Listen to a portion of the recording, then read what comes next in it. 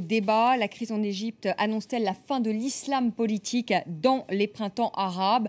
Eh bien, nous poserons la question dans un instant à nos invités. Mais avant cela, je vous propose d'écouter la réaction de Christian Estrosi, qui est député maire UMP de Nice, pour qui islam et démocratie ne sont pas compatibles. C'était dimanche sur le plateau de nos confrères d'Europe 1 iTélé Le Parisien. Dès qu'en France, vous avez dans une crèche, dès qu'en France, vous avez dans une école, dès qu'en France, vous avez dans un lieu public quelqu'un qui afficherait un signe ostentatoire d'une appartenance à une religion, tout le monde se met à hurler, ce qui, parce que je défends les principes de la laïcité, me paraît totalement légitime. Et lorsqu'on se balade à l'étranger, on va dire, pour séduire son interlocuteur, après tout, ça me paraît parfaitement compatible. Moi, quand je vois au nom de l'islam ce qui est en train de se passer en Égypte, ce qui est en train de se passer dans un certain nombre de pays du Moyen-Orient, ou du Maghreb, je suis particulièrement inquiet et donc pour moi c'est totalement incompatible. Voilà, et quelques jours plus tôt, eh bien, le chef de l'État français, François Hollande, affirmait tout le contraire. Il expliquait que islam et démocratie, c'était compatible et c'était devant les parlementaires tunisiens. On l'écoute. La France sait que l'islam et la démocratie sont compatibles. La France sait aussi que l'identité tunisienne se nourrit d'apports multiples et que le progrès politique, économique, social demande la participation de tous dans la démocratie, dans le respect des libertés, dans l'égalité des droits. Tariq Ramadan, dans votre dernier ouvrage, vous dites que l'islam politique jouit d'une légitimité historique pour s'être opposé aux dictatures. Or, si on regarde un peu la gestion des frères musulmans durant cette année passée au pouvoir, ils ont utilisé les mêmes méthodes finalement que les dictatures passées. Restriction de la liberté d'expression, Mohamed Morsi qui s'est accordé les pleins pouvoirs.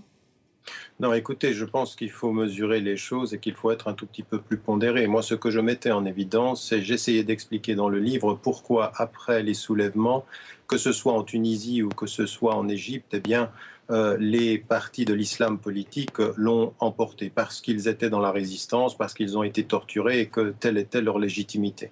Maintenant, ce qu'ils ont fait, les erreurs qu'ils ont fait pendant toute cette année, il est évident qu'il y en a eu. Maintenant, de là à les comparer à la dictature de Moubarak, ça ne peut pas être le cas. Je pense qu'il y a des erreurs qui ont été faites, il y a des priorités politiques qui n'ont pas été données, il y a eu des restrictions par rapport aux libertés, c'est vrai, mais il n'y a pas eu ce qu'il y avait sous le régime de Moubarak. Maintenant, le point que j'aimerais mettre en évidence, qui est un tout petit peu risible dans notre discussion, c'est d'essayer d'expliquer aujourd'hui par l'accès de l'islam politique au pouvoir que finalement on se pose la question de savoir si il y a une possibilité de voir les musulmans accéder à la démocratie. D'abord, c'est faire fi de tout ce qui se passe, que ce soit dans l'Afrique noire, que ce soit en Indonésie, que ce soit en Turquie, où on peut être critique, mais on doit reconnaître qu'il y a effectivement des processus démocratiques réels.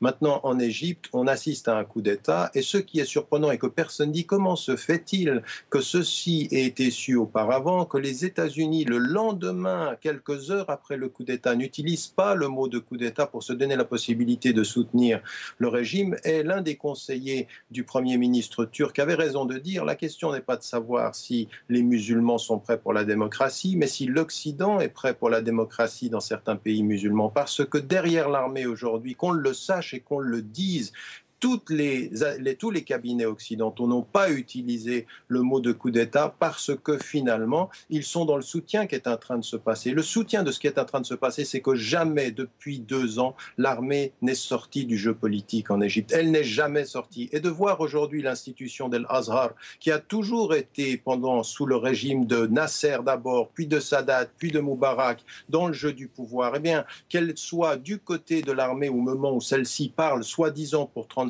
millions. On le sait aujourd'hui, l'armée a offert aux agences des médias les images qui correspondaient à ce peuple qui la présentait comme libératrice, alors qu'en fait, l'armée a été l'un des agents constructeurs de tout ce qui est en train de se passer aujourd'hui en Égypte. Alors, il faut faire la critique de ceux qui sont au pouvoir, quand les frères musulmans y sont, ou quand n'importe quel y sont. Et il y a eu des erreurs, moi je n'ai eu de cesse de les critiquer.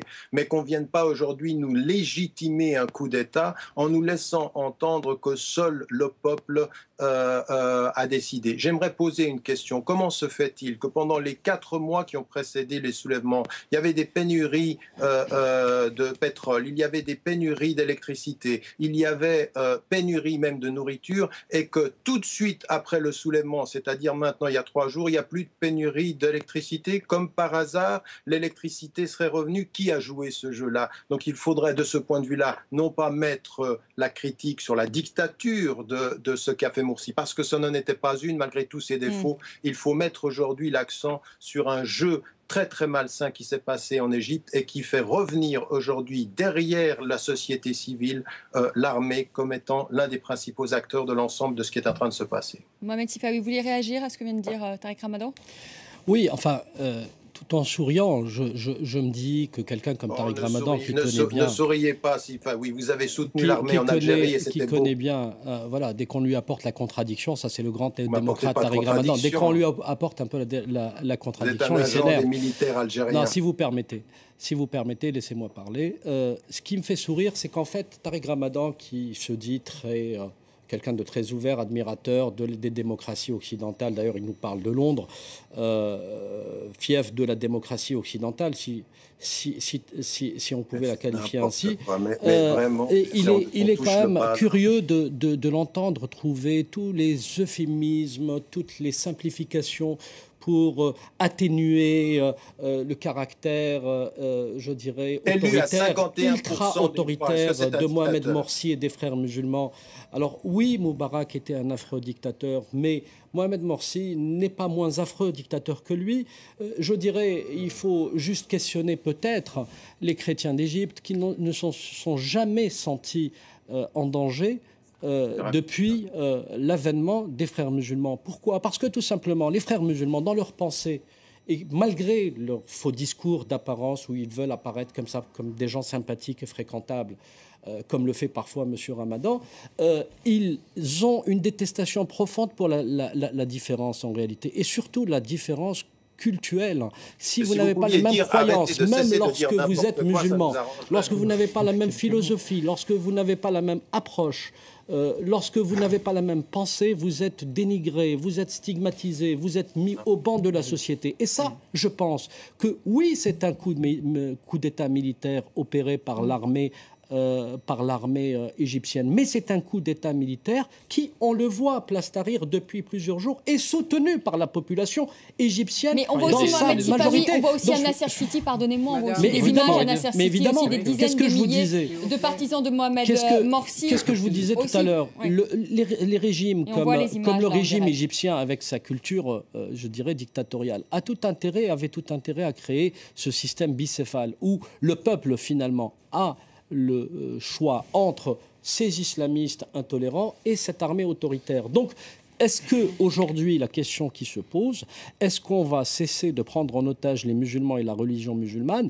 et laisser finalement ces populations et ces sociétés s'affranchir des dogmes moyenâgeux pour aller vers une vision beaucoup plus moderniste des choses. Je vais vous donner la parole, Tariq Ramadan. Pour aller vers une vision, pour aller vers une oui, parce que ce qui est ennuyeux avec Tariq Ramadan, c'est qu'il aime parler, mais il aime souper. Non, mais je vais finir. Je vais laisser la parole. Ce qui est ennuyeux dans cette histoire, c'est qu'à chaque fois, les tenants des thèses des frères musulmans aiment je dirais, prendre la posture de la victime. Ils sont toujours victimes, même lorsqu'ils sont coupables de quelque chose. Mais aujourd'hui, ce que fait l'armée les met de toute façon dans une position de victime. Donc peut-être que la stratégie n'est pas très bonne non plus. Je vous ai dit que c'était un coup d'État militaire. Mahmoud Azab, il veut réagir en direct du carré. Ensuite, je donne la parole. Mais tout le monde est très long ce soir. Yamin El-Soum. Je voudrais savoir, Mahmoud Azab, je voudrais savoir, est-ce que pour vous, islam, politique et démocratie, si on veut revenir quand même, recentrer le débat, est-ce que c'est compatible ? Et vous savez, madame, l'islam pluraliste qu'on connaît, l'islam progressiste qu'on connaît à travers sa civilisation est tout à fait compatible avec la démocratie et avec la liberté, numéro 1. L'islam politique, c'est autre chose. S'il est prêt de comprendre, de revoir les périodes où l'islam est arrivé à son apogée de civilisation, il pouvait se comporter autrement.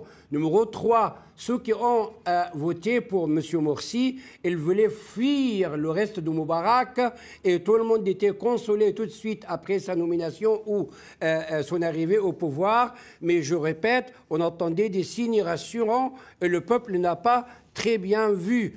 Monsieur Tariq Ramadan a le droit, bien sûr, de défendre l'islam politique et on a le droit de voir autrement les choses. Vous défendez les militaires. Monsieur, oui, voilà monsieur, oui, monsieur, s'il vous plaît. Défendez les militaires. Vous êtes un défenseur des militaires. Madame, je n'ai coupé personne. Madame, je n'ai coupé personne. Je n'ai coupé personne. C'est à vous, voilà. C'est à vous. Donc, d'accord, c'est une expérience, mais les frères musulmans ou tout parti politique peuvent revenir participer dans la première essai, la première leçon de démocratie qui est toute récente en Égypte. Ils peuvent revenir une fois qu'on s'installe, que l'Égypte retrouve sa place toujours civile, démocrate, comme un siècle reconnu par tout le monde. Avec le début de la démocratie, on peut aller s'entendre, voir, dialoguer, participer, mais personne ne peut prétendre qu'elle a la vérité absolue entièrement et qu'elle exclut les autres. On veut exclure personne. Les Coptes en Égypte aussi sont maintenant présents dans la rue. Ils participent dans le peuple égyptien parce que la religion, ni la musulmane, ni la chrétienne, ne peut pas remplacer la patrie. Ils ne sont pas contradictoires. La citoyenneté qui était reconnue en Égypte depuis des siècles doit retrouver sa place. Tout le monde est appelé à participer. On n'a pas peur. On va vivre ensemble, frères musulmans et autres. Ils doivent venir participer. Autrement, la jeunesse, surtout les jeunes des frères musulmans, ne sont pas tous d'accord avec cette expérience. Ils veulent revenir avec leurs amis de Tamarroud pour participer dans une nouvelle Égypte libre et démocrate, autrement, sans fanatisme, sans extrémisme, sans rien. Yamin Alsoum, Mohamed Sifawi disait tout à l'heure que finalement le religieux devait sortir du champ politique, si je vous ai bien entendu. Mais il y a des modèles où ça fonctionne. Il y a le modèle turc quand même, où islam finalement et politique fonctionne quand même. Monsieur Azab disait c'est la démocratie, c'est pas les urnes, mais jusqu'à maintenant on n'a pas trouvé un meilleur système pour en tout cas légitimer un pouvoir. Et il y a un certain nombre de pays, bien évidemment, il y a un certain nombre de pays qui ont avancé. On citait l'Indonésie tout à l'heure, la Malaisie. Il y a un certain nombre de pays qui sont en progression. L'islam politique fonctionne. Bien sûr. Et on peut pas aujourd'hui, si vous prenez tout un tas de régimes dans le monde, mais y compris la France, parce que tout à l'heure on écoutait M. Estrosi qui est en campagne pour les municipales et il a peur notamment de l'extrême droite. M. Estrosi qui était dans un camp qui s'appelle l'UMP, dans un pays laïque comme la France, on ne l'a pas entendu quand Nicolas Sarkozy a demandé une fatwa qui est un avis juridique au moment des émeutes en banlieue. Donc la question de la laïcité, la question de l'identité, elle n'est pas réglée. Et dans tout un tas de sociétés, on s'appuie sur une histoire. N'importe quel pays, on va prendre l'exemple du Brésil, on peut pas, les présidents ne peuvent pas se passer du poids de l'Église. C'est comme ça, il y a une histoire. Maintenant, la question qui se pose effectivement pour les mouvements qui se réclament de l'islam politique, c'est le respect d'un certain nombre de libertés individuelles, le respect de la liberté de la presse, de l'opinion, etc., des principes démocratiques. Et donc c'est compatible. Mais là, la question, le cœur du débat, c'est l'armée. 30% de l'économie est tenue. C'est un coup d'État militaire. On ne peut pas dire il y a un an, il y a des élections. Après, on passe. Bien sûr, bien évidemment que c'est compatible. C'est compatible avec n'importe quelle identité. Il n'y a pas d'ADN, il n'y a pas un gène musulman. La démocratie, c'est. Et là, aujourd'hui, qu'est-ce qu'on voit ? On entend partout Estrosi, voilà, c'est pas compatible. On confond tout. C'est-à-dire qu'aujourd'hui, on serait dans une confusion. Je vais revenir juste sur l'exemple algérien parce qu'on a le recul aujourd'hui sur l'histoire, qu'on n'a pas forcément sur l'Égypte pour comprendre les jeux de coulisses. L'Algérie, arrêt du processus électoral, qu'est-ce qui s'est passé ? Une partie des islamistes qui basculent dans la violence pour dire on nous a volé la victoire.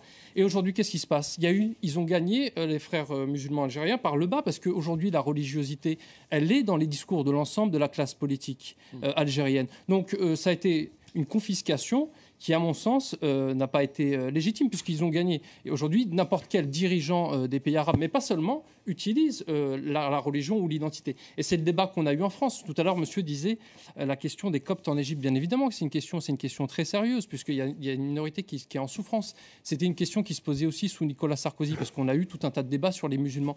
Il y a eu les élections, on a vu un vote massif, environ 2 millions de voix à 90% pour François Hollande. Ça a été les rouages de la démocratie. Et c'est ça qu'il faut questionner, c'est le rôle de l'armée. Est-ce que l'armée retourne dans les casernes et on a des institutions? Et auquel cas, c'est le cadre légal qui fixe pour les frères musulmans. Et au-delà de l'idéologie, c'est la pratique du pouvoir. On l'a vu avec l'AKP qui a tenté d'interdire la consommation de l'alcool à Istanbul, etc. Entre l'idéologie et ensuite la pratique, il y a une différence parce que la pratique du pouvoir, elle est plus complexe. Aujourd'hui, il y a une société civile, peut-être une société aussi plus mature, qui a une trentaine ou une quarantaine d'années. Il faut faire très attention à ce que dit Estrosi, qui fait partie d'un camp qui a instrumentalisé l'identité, parce qu'on ne fera pas croire l'inverse. On est parti sur un débat. On le sait qu'on ne peut jamais produire une politique moderne sur l'identité. Et donc, c'est ce qui s'est passé avec Nicolas Sarkozy, des débats stériles sur l'identité nationale. Et aujourd'hui, tout le monde légitime ce coup d'État, y compris Tony Blair, que connaît bien M. Ramadan, qui dit que c'était quelque chose qu'il fallait passer par là. Tariq Ramadan, vous dites dans votre livre, l'Occident accepte l'islam politique quand ce dernier accepte les lois du marché. Oui, parce que l'Arabie saoudite, le Qatar, même Bahreïn, même les Émirats, ce sont des pays où il y a une idéologie islamiste de l'islam politique. La démocratie n'est pas islamique, pas d'élection. Les femmes sont totalement mises à l'écart de la société et du jeu politique. Simplement, on a le pétrole et le pétrole est complètement et sous les intérêts des Occidentaux. Donc cet islam politique-là, qu'on n'appelle pas islamiste parce que le mot fait peur ou parce que le mot est devenu un mot sale de la géographie et de la terminologie, eh bien, pourtant, ce sont des régimes avec lesquels on s'entend bien. Maintenant, il faut qu'on cesse les simplismes. Souvent, quand on m'interpelle, quand on est dans un processus et qu'on défend un processus, moi, je ne suis pas ici pour défendre les frères musulmans, contrairement à ce que dit Sifa. Moi, j'ai une position d'analyse. Et ce que je dis aujourd'hui, c'est que quand même, il y a une année, qui est-ce qui est rentré dans le jeu démocratique? Et ils ont eu 51%. Il n'y a pas eu de violence. Ils ont gagné ces élections.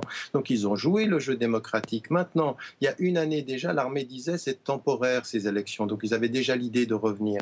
Et puis, on cesse. Alors, quand le peuple n'est pas content, le peuple n'est pas très content de François Hollande. Il suffirait que les gens descendent dans la rue et l'armée aurait le droit de se charger de changer de président parce qu'en une année, il n'a pas fait son travail. Mais Tariq Ramadan, s'il y avait 22 millions de personnes qui signaient une pétition, même en France, il y aurait peut-être un référendum, il se passerait peut-être quelque chose quand même. Non, en tout cas pas l'armée. En tout cas pas l'armée et un référendum. Et en l'occurrence, on se poserait aussi la question de savoir, parce que ceci a été préparé, d'où viennent ces coupures, d'où viennent cette impossibilité de s'en sortir. Donc encore une fois, il ne s'agit pas de dédouaner la présidence, mais il s'agit quand même de respecter des règles de la démocratie et qu'on ne justifie pas n'importe quoi. Maintenant, la question des Coptes en Égypte, elle est absolument pas liée à l'islam politique. Elle était sous Sadat, elle était sous Nasser, elle était sous Moubarak. La question des Coptes et de leur discrimination. Comment? Non, mais attendez, s'il vous plaît. On laisse terminer Tariq Ramadan, Monsieur Azam. S'il vous plaît, je veux dire que El Azhar, qui a longtemps été une institution étatique,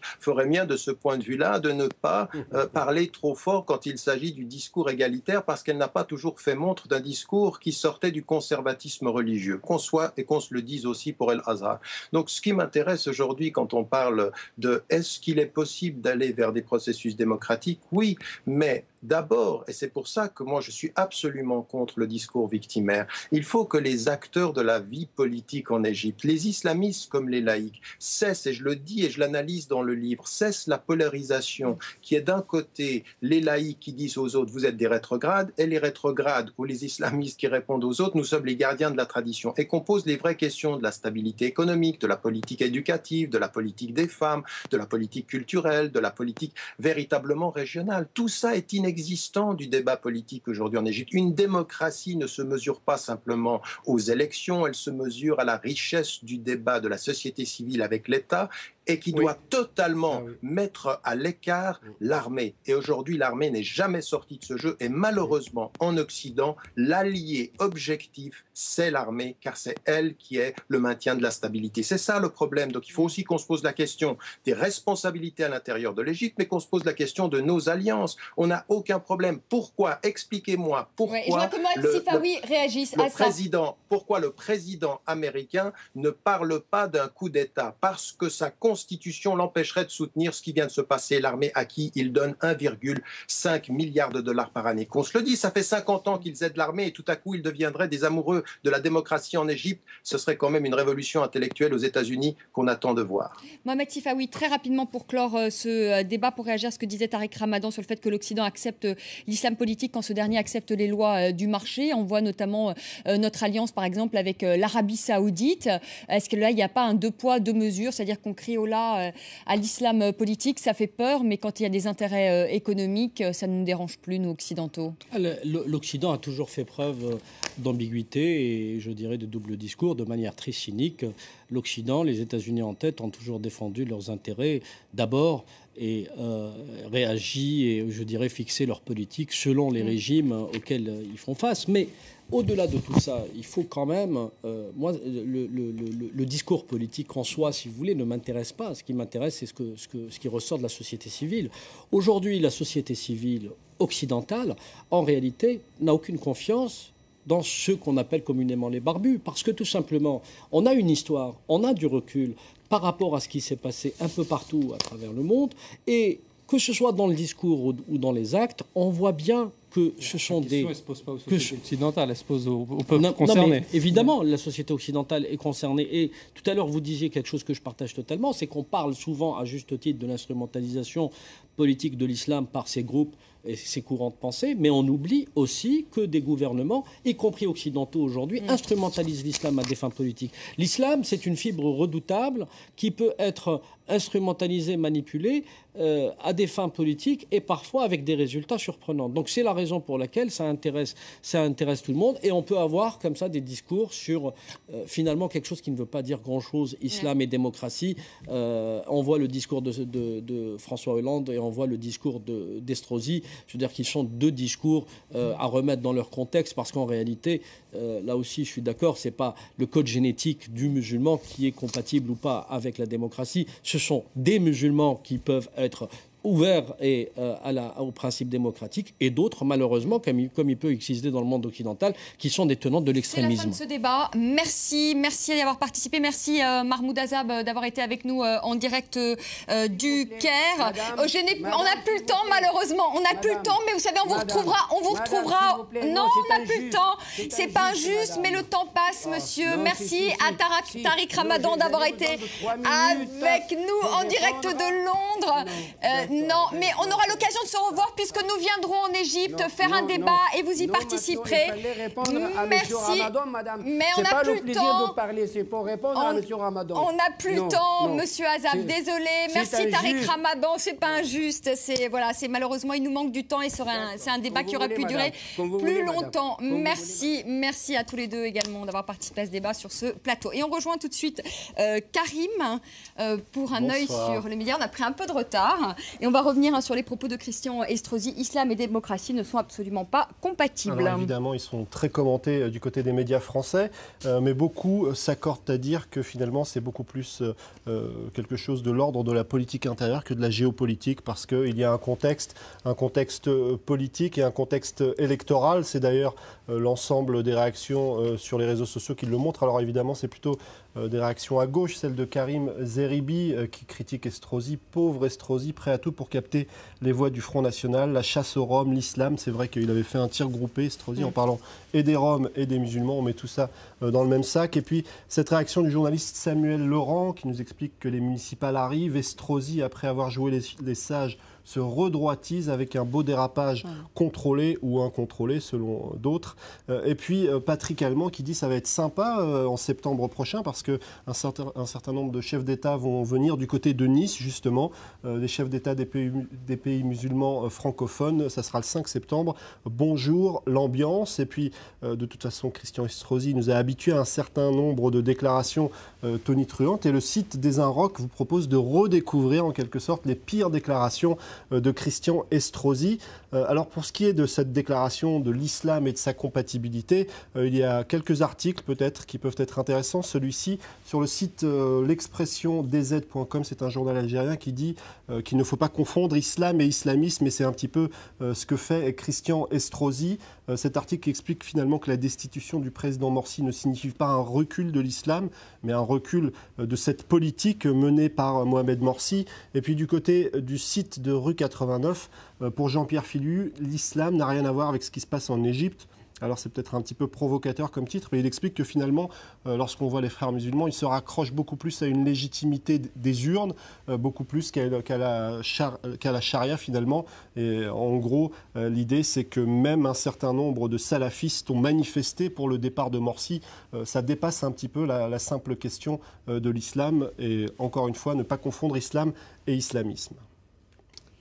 Et donc, je vais juste vous parler d'une autre polémique qui a été assez présente. Voilà, c'est le ramadan, on va en parler très rapidement. Alors le ramadan en France, c'était un petit peu demain ou après-demain, personne ne savait, en tout cas aux alentours de 12h, 13h, c'était la grande confusion. Finalement, on nous a appris que finalement c'était demain, et le CFCM a désavoué la Grande Mosquée de Paris. Alors ce qui est drôle, c'est que celui qui est à la tête du CFCM, c'est Dalil Boubekir, et celui qui est à la tête de la Grande Mosquée de Paris, c'est aussi Dalil Boubekir. Alors ce n'est pas lui qui avait pris cette décision il y a quelques mois de fixer la date du début du Ramadan, mais c'est vrai que pour beaucoup d'internautes, c'était un petit peu la blague du jour. Certains ont même expliqué qu'on a envoyé Félix Baumgartner aller vérifier si c'était le début du mois lunaire ou pas. Merci beaucoup Karim, c'est court ce soir, hein. Ça sera plus long un peu plus tard, et ça sera plus long surtout demain. Merci encore à tous les deux d'être venus sur le plateau de France 24, à nos invités également en direct du Caire et en direct de Londres pour Tariq Ramadan. Merci à vous de nous avoir suivis. Tout de suite le journal, et on se quitte sur ces images ce soir encore en direct du Caire, de Nasser City, où sont réunis, vous le voyez, des milliers de partisans du président déchu Mohamed Morsi. À demain.